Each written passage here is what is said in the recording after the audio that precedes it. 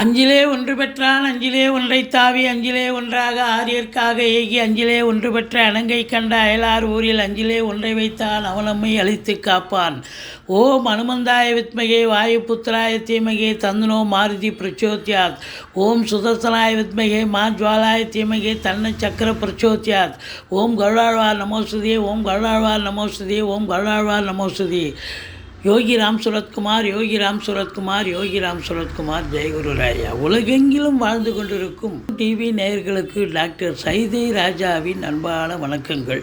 நாம் இப்பொழுது வாக்கிய பஞ்சாங்க அடிப்படையில் வார ராசி பலன்களை பார்க்க போகிறோம். ஜூலை 1ஆம் தேதி முதல் ஜூலை 7ஆம் தேதி வரைக்கும் உள்ளடக்கிய நாட்களுக்கு கிரகங்கள் 12 ராசிகளுக்கும் எப்பேற்பட்ட பலன்களை வழங்கப் போகிறது என்பதை ஒவ்வொரு ராசியாக பார்க்கலாம் வாங்க. மேஷ ராசி காலபுருஷனுக்கு முதல் ராசி. அஸ்வினி பரணி கார்த்திகை முதல் பாதம் உள்ளடக்கியது. ராசிநாதன் செவ்வாய் பகவான் ராசியில் அமர்ந்திருக்கிறார். 2ஆம் இடத்துல குரு இருக்கிறார். 12ல் ராகுவே இருக்கிறார். 11ஆம் இடத்துல சனி பகவான் இருக்கார். கிரகங்களுடைய சஞ்சார நிலையை பார்க்கும் பொழுது இந்த மேஷ ராசி அன்பர்களுக்கு இந்த வாரம் சுமாராக இருக்குமா சூப்பராக இருக்குமா அப்படின்னா கண்டிப்பாக சூப்பராகவே இருக்கணும் அப்படின்னு சொல்லணும். ராசிநாதன் ராசியில் இருக்கிறது பெரிய சிறப்புங்க. அவர் என்ன 12 மாதமாக அங்கேயே உட்காந்துருக்க போகிறாரு. 1.5 மாதம் தான் இருப்பார். இந்த 1.5 மாதம் ராசியில் இருக்கிறதுக்குள்ளே அவர் நல்லது செஞ்சாகணும் அந்த ராசிக்கு, இல்லையா? எந்த ஒரு வீட்டுக்கும் அந்த வீட்டு அதிபதி அங்கே வந்தால் அது பொற்காலம் தானேங்க. அப்போ ராசிநாதன் ராசியில் இருக்கிறது சிறப்பு தானே. நீண்ட நாள் எண்ணங்கள் கோரிக்கைகள் நிறைவேறும். உங்கள் அபிலாஷைகள் நிறைவேறும். உங்கள் எண்ணங்கள் பூர்த்தியாகும். கௌரவம் புகழ் அந்தஸ்து செல்வாக்கு தன்னம்பிக்கை ஏற்படக்கூடிய காலம். இருந்த போதிலும் ராசியில் செவ்வாய் இருந்தாலும் சனி பார்க்குறேன். அப்போ கொஞ்சம் மந்திரிச்சு விட்ட மாதிரி இருப்பீங்க, டென்ஷனாக இருப்பீங்க, பரபரப்பாக இருப்பீங்க அப்படின்னு சொல்லணும். இந்த செவ்வாயினுடைய ஆதிக்கம் நிறைந்த பத்திரை, அதாவது இந்த விவசாயம் சார்ந்த பிரிவு, பிளாட் ப்ரமோட்டர்ஸ், பில்டர்ஸ், கட்டிட கலைஞர்கள், இடம் வாங்கி விற்கக்கூடிய அன்பர்கள், இவங்க எல்லோரும் கொஞ்சம் அதிகப்படியான முயற்சி உழைப்பு தேவைப்படுகிறது. மற்றபடி 2ஆம் இடத்தில் குரு இருப்பது மாபெரும் சிறப்பு.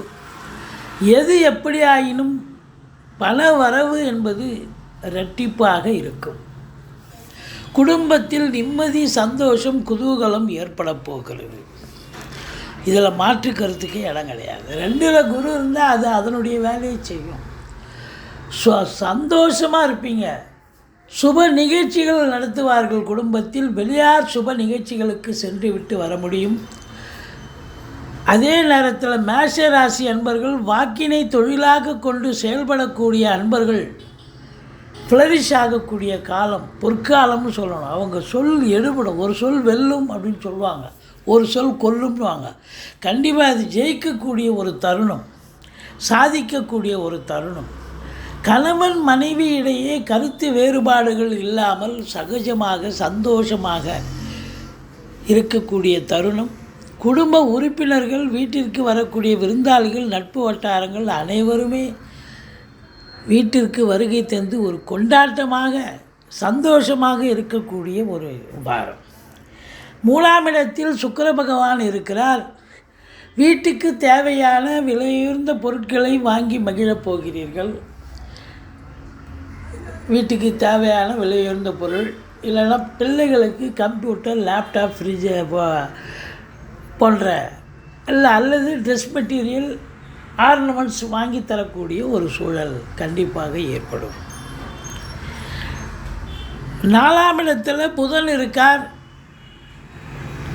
3 4ல் போயிருக்கிறார். முயற்சி ஸ்தானாதிபதி. நீங்கள் எடுக்கும் எந்த முயற்சியாக இருந்தாலும் படிக்கிற பிள்ளைகளுக்கு அது சாதகமாக அமையும். வண்டி வாகனங்கள் ஆதாயத்தை தரும்.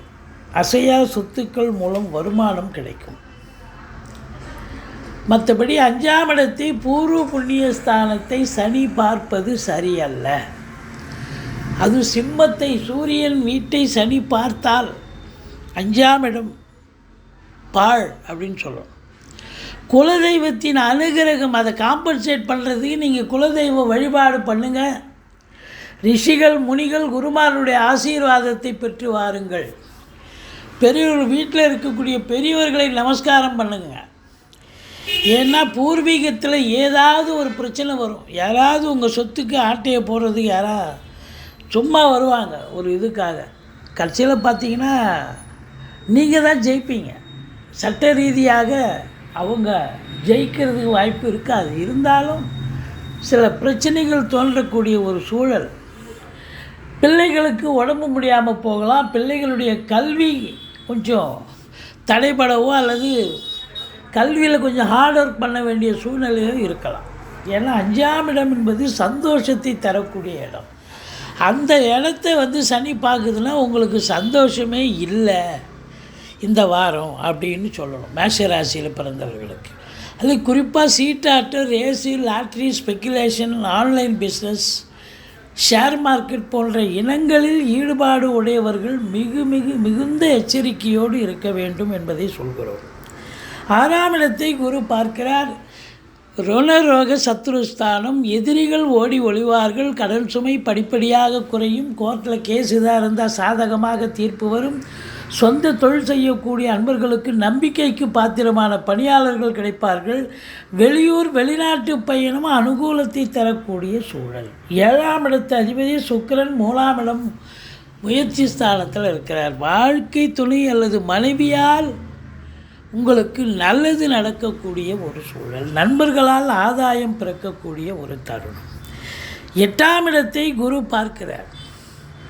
8ஆம் இடத்தை குரு பார்க்கிறார் என்று சொன்னால் எந்த ஒரு அசிங்கமோ அவமானமோ ஏற்பட்டு விடாது. மாறாக நல்லது நடக்கும். திடீர் அதிர்ஷ்ட வாய்ப்புகள் தேடி வரும். வீட்டில் வயதான பெரியவங்க உடம்பு முடியாமல் இருந்தால் இப்போ இந்த தருணம் பார்த்தா எழுந்து உட்காருவாங்க. அவங்க நடமாட தோங்குவாங்க.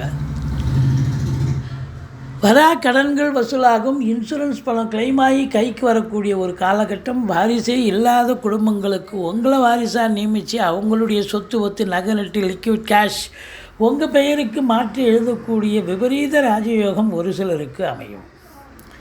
அடுத்தது பார்த்தேன்னா 9ஆம் இடத்து அதிபதி பாக்கியாதிபதி குரு 2ல் இருக்கார். குடும்பத்துக்கு நல்ல பாக்கியங்களை தரக்கூடிய அமைப்பு இருக்குது. நல்ல வருமானத்தை தரக்கூடிய சூழல் இருக்குது. பார்வை 10ஆம் இடத்தை பார்ப்பதால் தொழிலில் மேன்மை, உத்தியோக மேன்மை கண்டிப்பாக உண்டு.